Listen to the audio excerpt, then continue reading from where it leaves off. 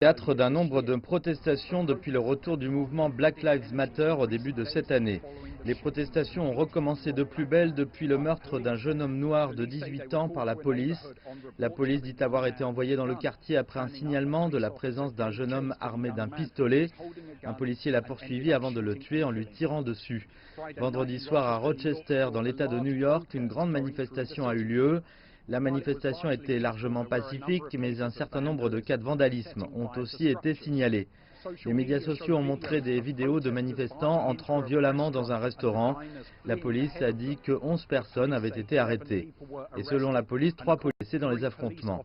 Les manifestants marchaient contre le meurtre d'un homme noir en mars cette année, alors qu'il était arrêté par la police.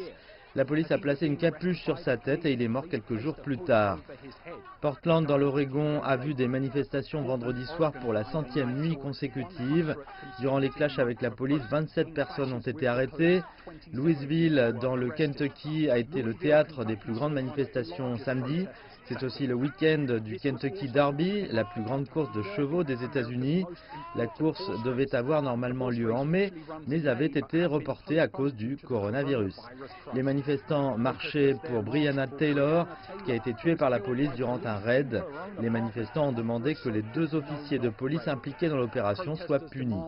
Les autorités poursuivaient l'enquête sur cette affaire. Une contre-manifestation a aussi eu lieu à Louisville. Des hommes habillés en militaire et lourdement armés ont défilé. Quelques confrontations ont eu lieu, mais la situation n'a pas escaladé.